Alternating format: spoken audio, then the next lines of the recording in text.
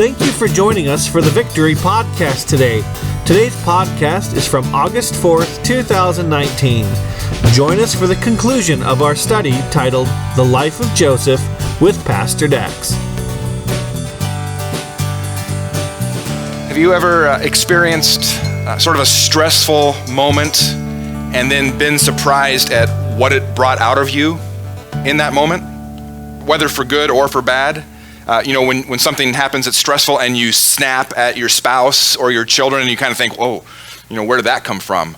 Or maybe more positively, when you hear somebody kind of getting into some juicy gossip and you're impressed because your friend refuses to engage in that and maybe even corrects another person. We all have those times when what's on the inside comes out, right? And that's just like what Jesus teaches about the good fruit and the bad fruit, that out of the abundance of the heart, the mouth speaks, which means you can't ever really say, I didn't mean that, right? I mean, you didn't mean for it to come out, but you meant it at some level. What's on the inside comes out. And when good comes out, that's only to the credit of God, who's working in a person's heart and in a person's life. And this is part of what should set God's people apart. That what comes out of your mouth, especially in stressful situations, because that reveals what's in your heart. And whereas maybe in the past, more often bad things would come out, now that God has been working on your heart, the tendency is more often for good things to come out, all to the credit and glory of God. And so we got one big idea this morning here in this last sermon on the life of Joseph, and that is simply this, that God's covenant love for his people empowers them for a remarkably otherworldly approach to life. The Christian approach to life ought to be remarkably otherworldly, so that a person sees that and says, I can't believe how you responded to that situation, so that you can say, well, let me tell you, apart from the grace and love of God, I couldn't. And let me tell you about that God. God's covenant love for his people empowers them for a remarkably otherworldly approach to life. So we're not talking about just you trying your hardest to be a good person. It's about trusting and following God, relying on him through every situation, and relying on the power of the Holy Spirit to keep on working in you, fashioning you into the new creature that you've been made. And so today we're going to see this otherworldly perspective demonstrated at the end of the book of Genesis here in the deaths of Jacob and Joseph.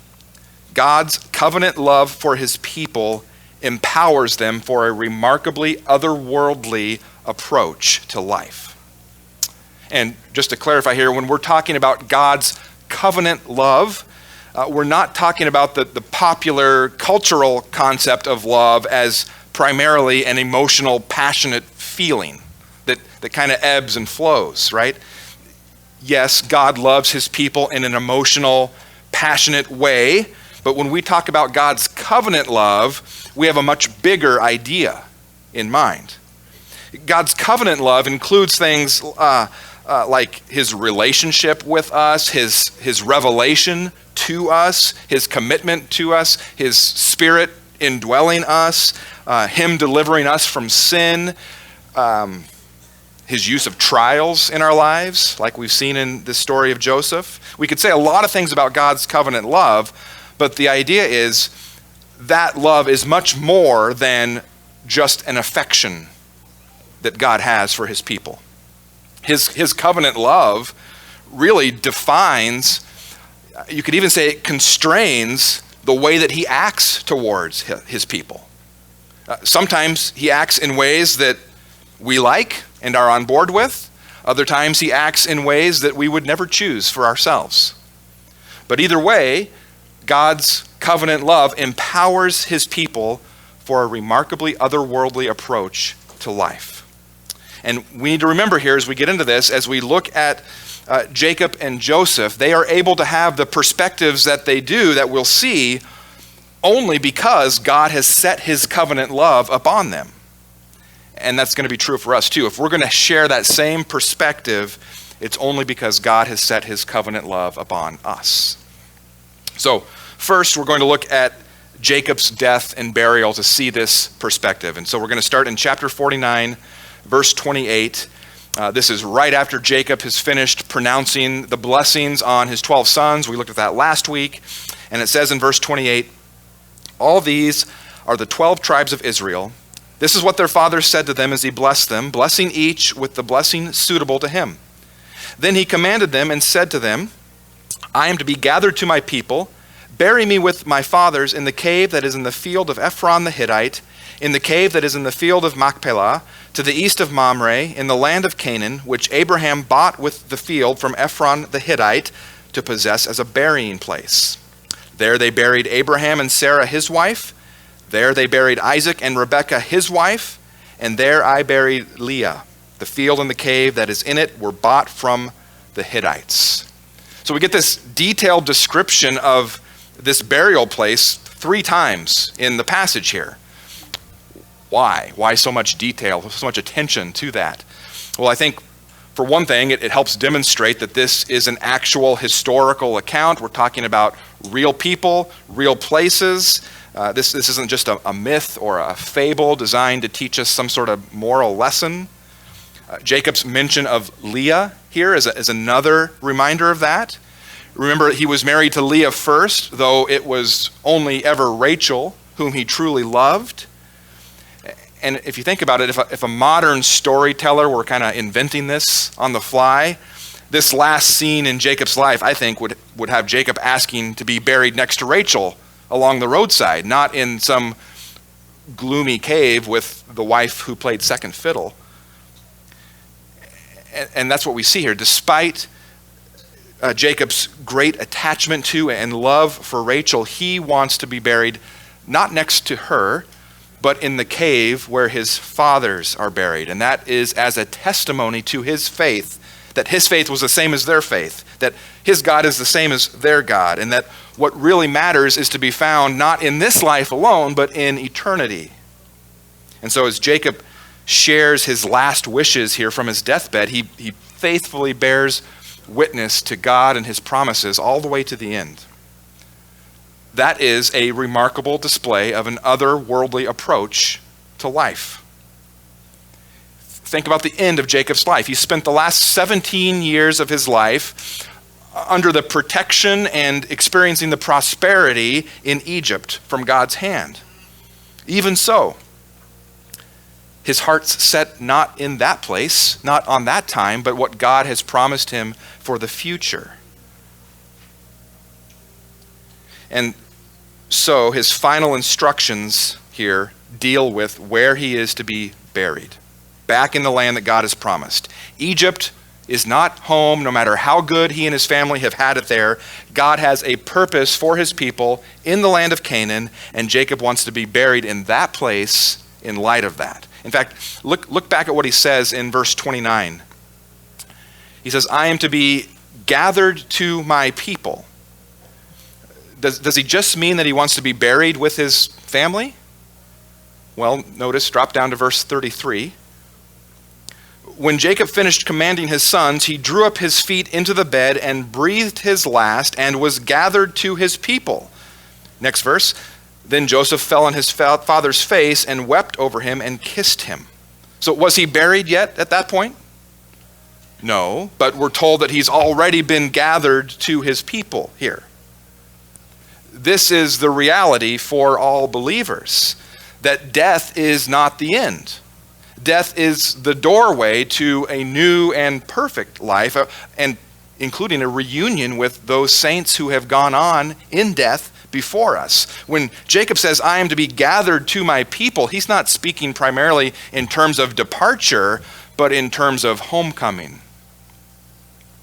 There's nothing magical here about the place that he's going to be buried, but it signifies that he is with those people who are buried in that place together in God's presence when he dies. He's creating this expectation in his family that there's something that binds them together more than geography, even more than blood.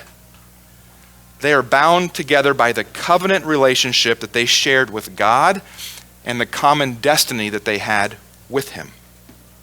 And his family honors his wishes here. Let's pick it back up in chapter 50, verse 1. Then Joseph fell on his father's face and wept over him and kissed him. That's an appropriate response of grief there, followed now by this act of hope.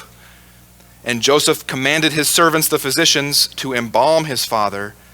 So the physicians embalmed Israel. 40 days were required for it, for that is how many are required for embalming. So Jacob is embalmed, not for the reasons that the Egyptians would do it, but for the purpose of preserving his body for the trip back to Canaan so that he could be buried with dignity. And it says the Egyptians wept for him for 70 days. That's just evidence of how respected and well thought of Jacob was. And as we go through this here, I want you also to be thinking about the original audience that Moses wrote this to. Imagine that you have been a slave in Egypt. That's Moses' original audience, the Hebrew slaves. And you're hearing here now your history that your ancestor longed to be buried not in Egypt but in Canaan, and yet when he died he was honored by the Egyptians. That would be sort of an encouraging reminder to those Hebrew slaves that God's servants come and go, they live and die, but God's promises, those last forever. Look at verse 4. And when the days of weeping for him were past, Joseph spoke to the household of Pharaoh, saying, If now I have found favor in your eyes, please speak in the ears of Pharaoh, saying, My father made me swear, saying, I am about to die. In my tomb that I hewed out for myself in the land of Canaan, there shall you bury me. Now therefore, let me please go up and bury my father, then I will return. So Joseph makes this request to Pharaoh's household. It's a testimony of his confidence in God's faithfulness and ability to keep his promises, even though he kind of comes at this request in sort of a roundabout, indirect way. He doesn't go immediately to Pharaoh. He goes to Pharaoh's household and kind of leaves Pharaoh an out. And, you can kind of imagine maybe somebody in Pharaoh's position responding to this request. After everything I've done for you and your family, what? Now Egypt's not good enough to be buried in? You want this too? But we get no response like that from Pharaoh. We get this instead in verse 6. And Pharaoh answered, Go up and bury your father as he made you swear. So Joseph went up to bury his father. With him went up all the servants of Pharaoh, the elders of his household, and all the elders of the land of Egypt, as well as all the household of Joseph, his brothers, and his father's household. Only their children, their flocks, and their herds were left in the land of Goshen. And there went up with him both chariots and horsemen. It was a very great company. Now again, think about the original audience hearing this, right? It's like a dress rehearsal of what they would experience in the Exodus from Egypt to go out for the promised land. But instead of Pharaoh pursuing after the Israelites with chariots and horsemen, here the military escorts Jacob's family. They send dignitaries, officials. Verse 10. When they came to the threshing floor of Atad, which is beyond the Jordan, they lamented there with a very great and grievous lamentation. Keep in mind, they've already mourned 70 days before this. And he made a mourning for his father 7 days. When the inhabitants of the land, the Canaanites, saw the mourning on the threshing floor of Atad, they said, This is a grievous mourning by the Egyptians. Therefore the place was named Abel Mitzrayim. It is beyond the Jordan. Which is kind of interesting that this place, wherever it is beyond the Jordan. On the Egypt's here, the Jordan's here, it's beyond the Jordan, which indicates that the funeral procession didn't take the most direct route to Canaan. That's really neither here nor there. The real question is, why Canaan anyway? We need to be reminded of that. Why did God want to put his people there? Why not Goshen, where the living was easy? They were already there. They had it good. Well, for one thing, Canaan, Israel, lies at the crossroads of the ancient world. It straddles 3 continents. And if God's people lived in that place with this remarkably otherworldly perspective that shaped every aspect of their lives, they would stand out to the world who came to their doorstep. And that's happening here, even in this mourning of Jacob. Think about it. We're told earlier in this story that the Egyptians wouldn't even eat with the Canaanites, right? But here's this royal procession of Egyptians mourning and lamenting some guy who owns a cave in the land. What's going on with that? It's like even now in this, God is serving notice to the Canaanites that there is something unique about this family that he has chosen. And though it's going to be a few hundred years before they return, already here there's this reputation being established that their otherworldly perspective could not be ignored, nor could the God that they served. Verse 12, thus his sons did for him as he had commanded them, for his sons carried him to the land of Canaan and buried him in the cave at the field of Machpelah to the east of Mamre, which Abraham bought with the field from Ephron the Hittite to possess as a burying place. After he had buried his father, Joseph returned to Egypt with his brothers and all who had gone up with him to bury his father. So Jacob's body is finally laid to rest there in the cave with his fathers. And again, as a Hebrew slave, you are hearing this for the first time and you're being reminded that your future is not in Egypt. Your future is in the promised land where your forefathers are buried. I think that's amazing that God here points to a grave as a marker for his people's future hope. It's not the only time he does that, is it? A symbol of death, whether a burial plot or a tomb or a cross. That's what God uses to give his people confidence that he will fulfill his promises of eternal life. And we can learn something here too, I think, about how we as Christians approach death. Because death is so often a fearful experience for people. We know that death could come at any time, right? Even though we kind of tend to live like we're invincible and we won't die until we're good and ready to die, but we know deep down that's not the case. We as Christians believe that our God is not a God of the dead, but a God of the living.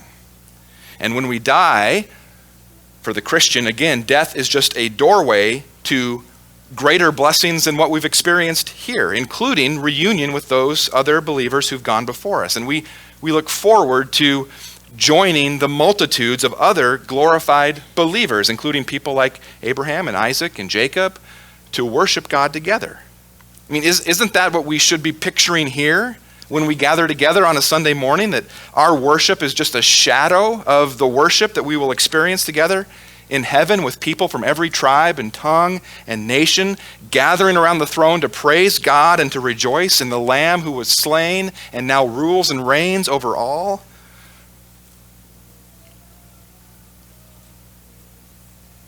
And if that's really true, if our worship here on Sunday morning, what we're doing right now is to foreshadow just a little bit of what we will experience in heaven, how dare we just sit on our hands and come at this in a half-hearted, emotionally distant, joyless, mumbling, mouths closed, eyes closed, heart closed sort of way. That's a topic for another day. We'll come back to that one of these days.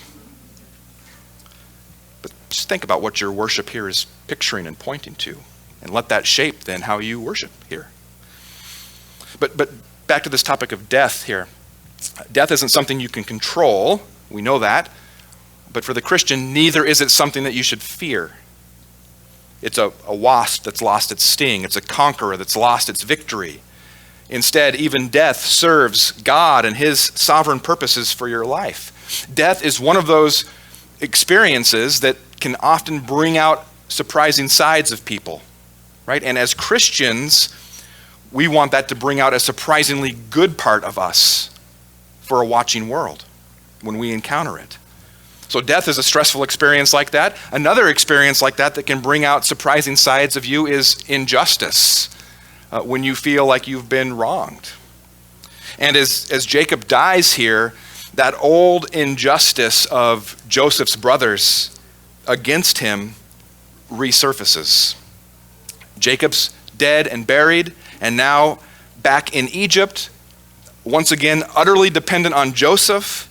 His brothers are suddenly haunted by fear of revenge and reprisal against them for what they had done. What is Joseph going to do to them now? What if his kindness toward them expired along with their father? And it's been said before, I don't know who said it, that beside every grave there are feelings of guilt.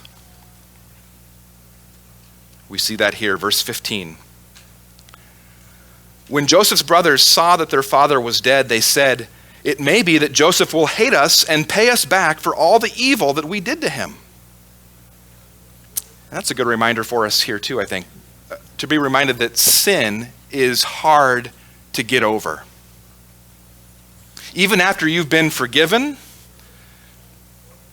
you may not still forgive yourself, right? Sin can be hard to get over. That's why God continually, over and over again, reassures his people in his word that your sins have been forgiven in Jesus Christ, because our default is that sin is hard for us to get over. And that should even be a motivation for us the next time you're tempted to sin, to remind yourself how hard sin is to get over. So what are these brothers to do here? Verse 16. So they sent a message to Joseph. They sent him a little note, maybe to soften him up a bit before the face-to-face meeting. Here's what the note says. Your father gave this command before he died. Say to Joseph, please forgive the transgression of your brothers and their sin, because they did evil to you.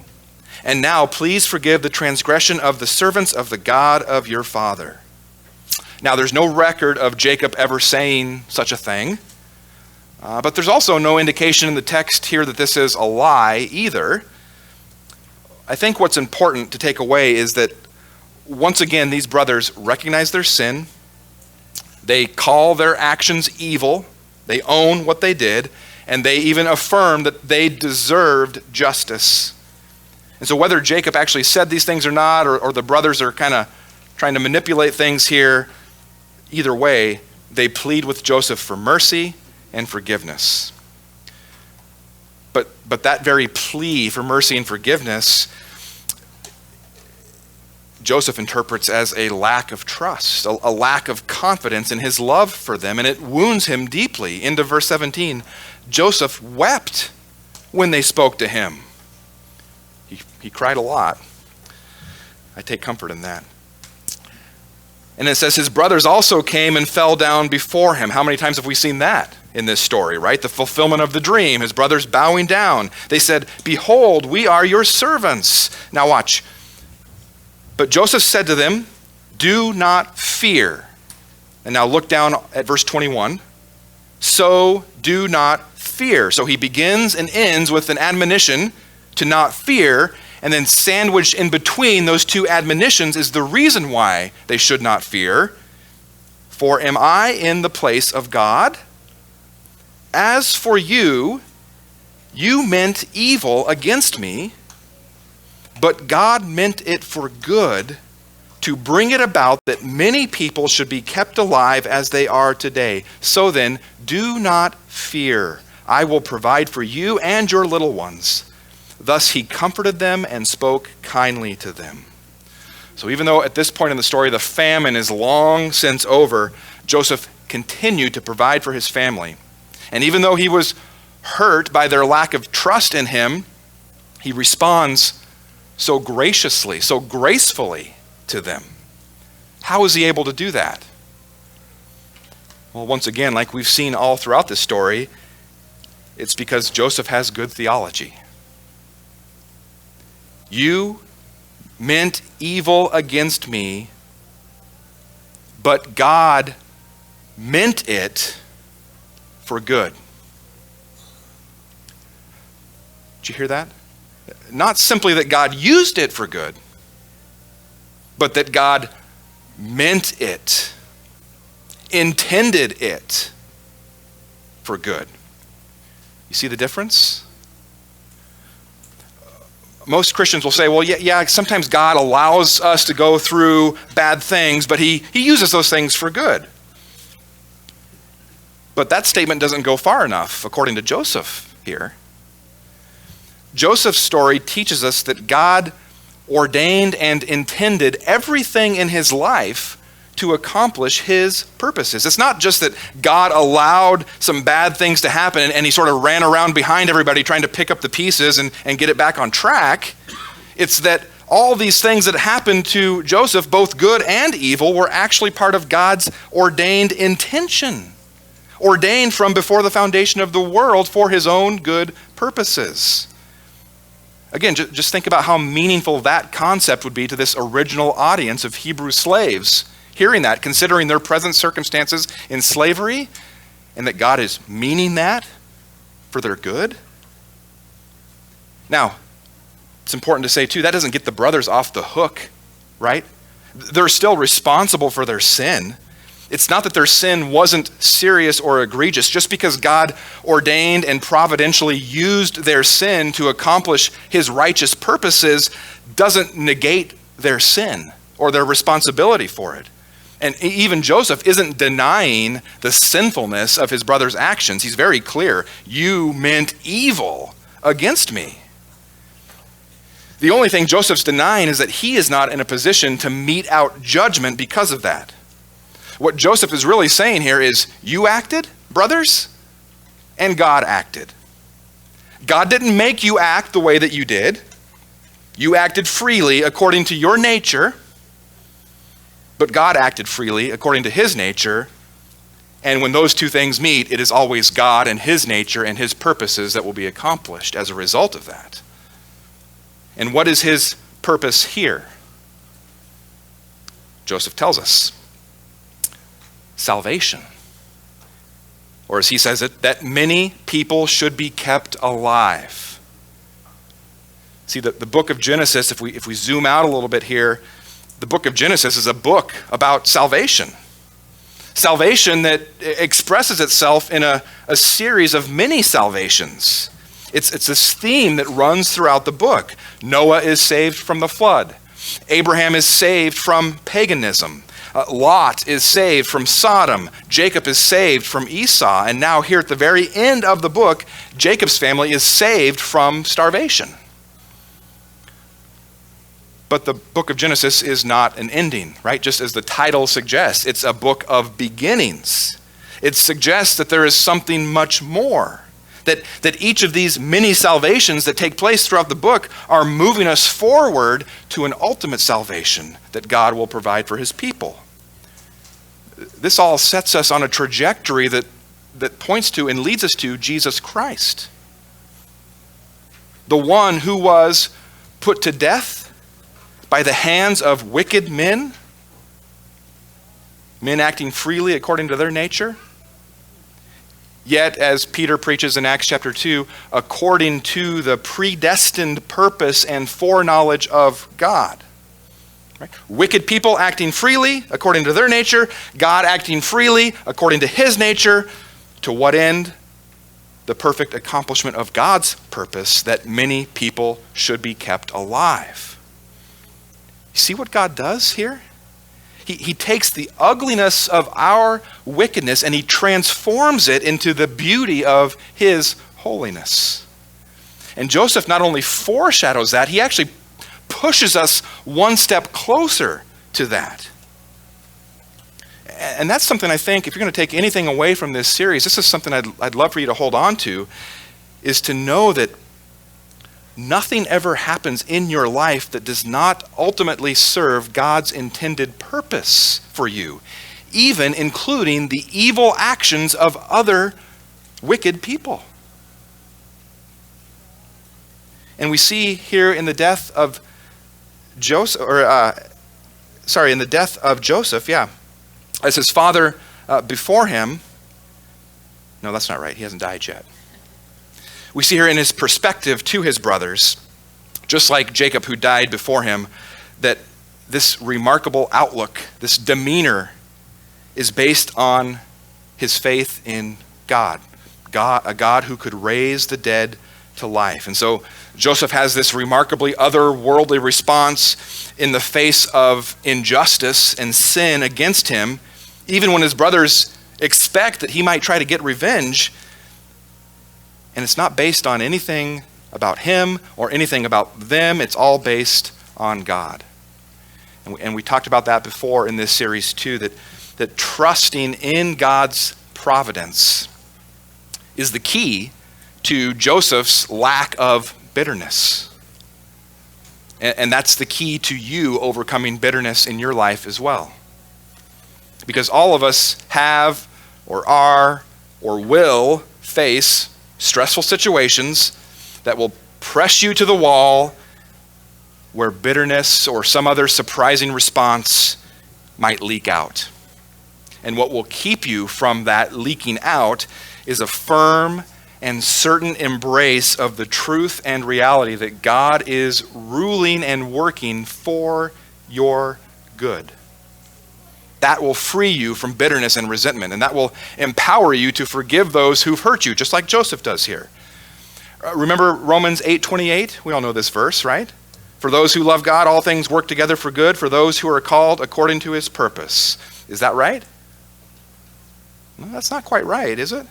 Most people, when they quote Romans 8:28, quote it just like I did. They skip the first three words. And we know that for those who love God, all things work together for good, and for those who are called according to his purpose. We know this. That's why it's a comfort to us, because we know this. It is our settled conviction that God works together for good, all things for those who are called according to his purpose. Again, not just that God is scurrying around behind us trying to straighten things out. No, he causes all things to work for our good. And knowing that and trusting in that will help you be able to respond to difficulties and stressful situations in a remarkably otherworldly way. Isn't this what Jesus knew to be true?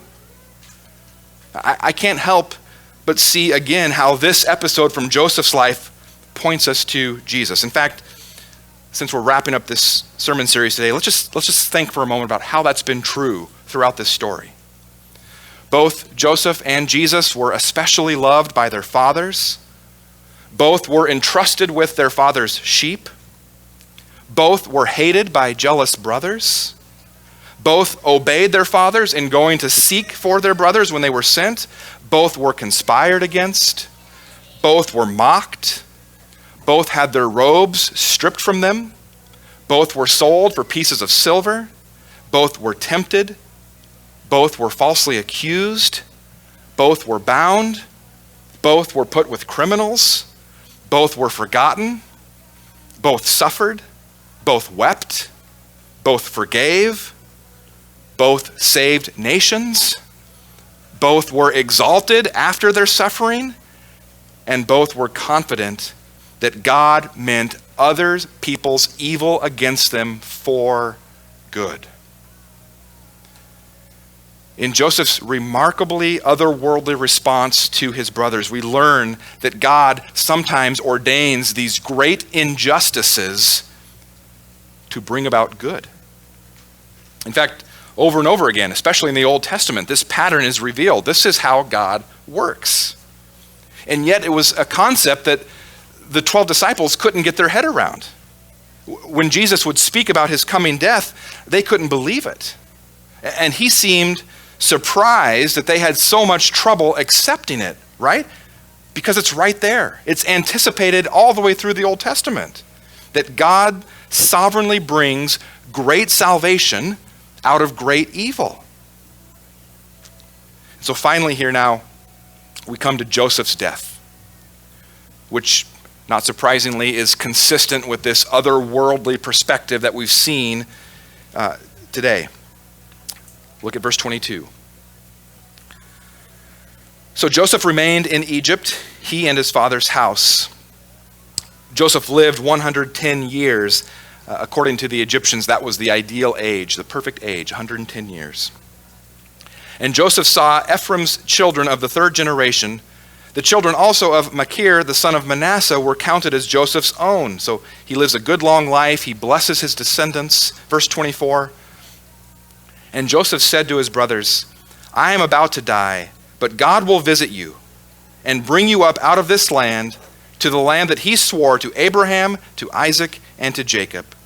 Then Joseph made the sons of Israel swear, saying, God will surely visit you, and you shall carry up my bones from here. So Joseph died, being 110 years old. They embalmed him, and he was put in a coffin in Egypt. Egypt wasn't Joseph's home or his hope.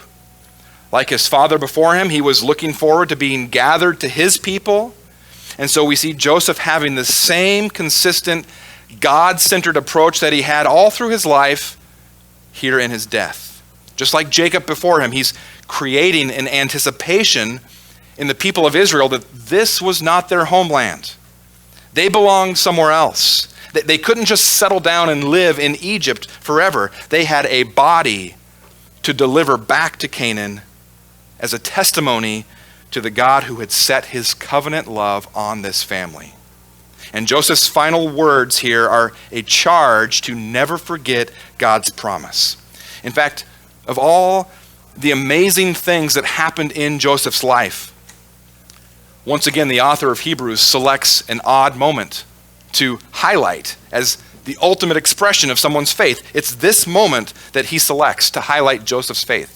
Hebrews 11:22 says, by faith, Joseph, at the end of his life, made mention of the exodus of the Israelites and gave directions concerning his bones. What was the essence of Joseph's faith? That God would sew up everything nice and tidy and neat for a perfect ending to his earthly life?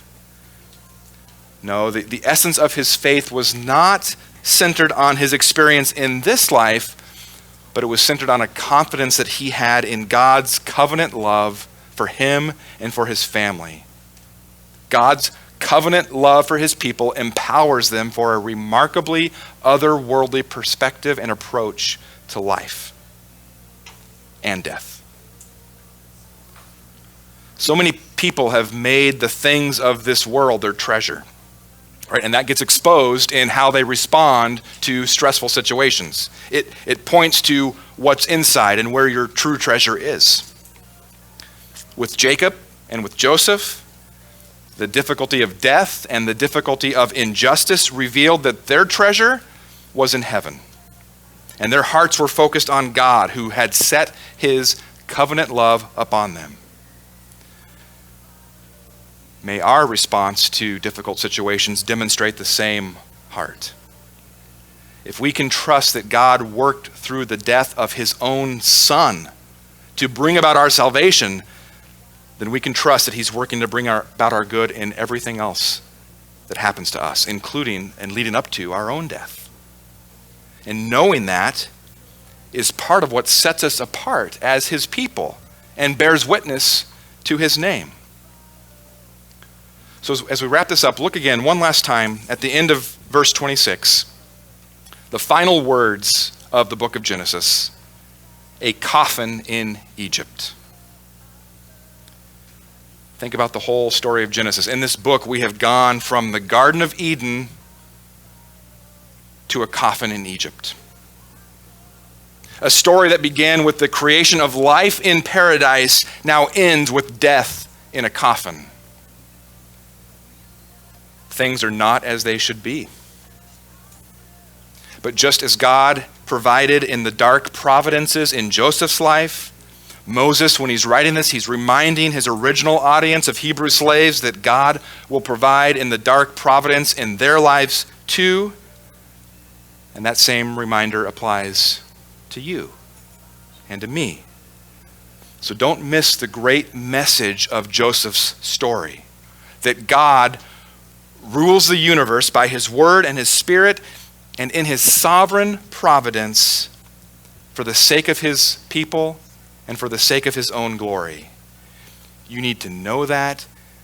You need to believe that. You need to embrace that because it's true, because it's God's word. We would like to thank you for joining us for the Victory Podcast today.